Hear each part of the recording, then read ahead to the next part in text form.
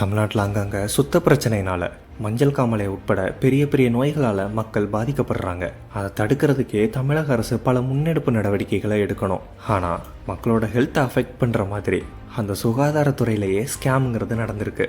சென்னையில் பல பகுதிகளில் தூய்மையை பராமரிக்கிறதுக்காக பயன்படுத்தக்கூடிய ப்ளீச்சிங் பவுடருக்கு பதிலாக கோலப்பொடி பயன்படுத்தப்படுறதா ஒரு புகார் ஒன்று எழுந்தது. இது எந்த அளவுக்கு ஒரு ஆபத்தான ஒரு விஷயம், இது மக்கள்கிட்ட எவ்வளவு பாதிப்பை ஏற்படுத்தும் அப்படின்றத தெரிஞ்சு இதை ஒரு பெரிய பிரச்சனையாக மாற்றினாங்க.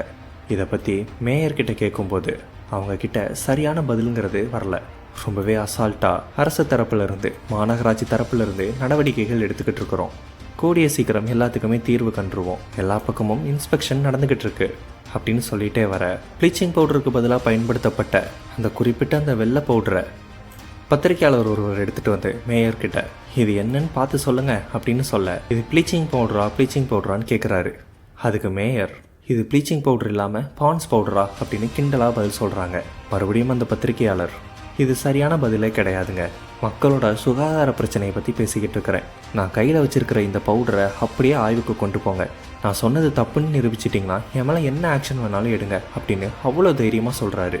நியாயப்படி மேயர் என்ன செஞ்சுருக்கணும், தான் முன்னாடி பகிரங்கமாக சவால் விட்ட அந்த பத்திரிகையாளரை ஆய்வுக்கு கூட்டிகிட்டு போயிட்டு அவர் சொன்னது சரியா தப்பான்னு நிரூபிச்சிருக்கணும். ஆனால் அதுக்கு பதிலாக நீங்கள் எந்த பத்திரிக்கை, நீங்கள் யார், கேள்வி ஒழுங்காக கேட்குறீங்களான்னு அவரை பயமுறுத்துகிற மாதிரி பதிலுக்கு கேள்வி கேட்டுட்டு அவர் நேரடியாக சவால் விட்டும் கூட அவர்கிட்ட சரியான பதில் சொல்ல முடியாமல் சமாளிக்க முடியாமல் அந்த இடத்த விட்டுட்டு போயிட்டாங்க. மேயரோட இந்த ஒரு விஷயத்துக்கு பலருடைய கருத்து என்னவா இருக்குதுன்னா, மாநகராட்சி மேயராக இருக்கக்கூடிய உங்களுக்கு இதை பற்றின கவனம் வராமல் இருந்திருக்கலாம், மக்களும் மீடியாவும் சேர்ந்துக்கிட்டு அதை உங்கள் கவனத்துக்கு எடுத்துகிட்டு வராங்க. ஒன்று, அவர் விடுத்த சவாலை எடுத்துக்கிட்டு அந்த இடத்துலையே ஆய்வுங்கிறத மேற்கொண்டிருக்கலாம். அதுவும் இல்லையா, அவர்கிட்ட இருந்து அந்த பொடியை வாங்கிக்கிட்டு இதை ஆய்வு செஞ்சுட்டு உங்களுக்கு தகவல் கொடுக்குறோம், தப்பு நடந்திருந்தா ஆக்ஷன் எடுக்கிறோம், இனி இந்த மாதிரி தப்பு நடக்காமல் பார்த்துக்கிறோம் அப்படின்னு பொறுப்புணர்ச்சியோட சொல்லியிருக்கணும். அந்த தார்மீக பொறுப்பு மேயர் அவங்களுக்கு இருக்குது. அதை விட்டுட்டு தப்பு கண்டுபிடிச்சி சொல்கிறவங்க கிட்ட, தப்பை கண்டுபிடிச்சி கேள்வி கேட்குறவங்க கிட்ட நீங்கள் கேள்வி கேட்குற விதம் சரியா அப்படின்னு கேட்குறது தான் தப்பு. எல்லா நேரங்களிலும் அதிகாரிகளால் சரியாக நடந்துக்கிட முடியாது, தப்புன்ற ஒரு விஷயம் நடக்காமையும் பார்த்துக்க முடியாது. ஆனால் தப்புன்ற ஒரு விஷயம் நடக்குது, அது அதிகாரிகள் கவனத்துக்கு கொண்டு போகப்படுது.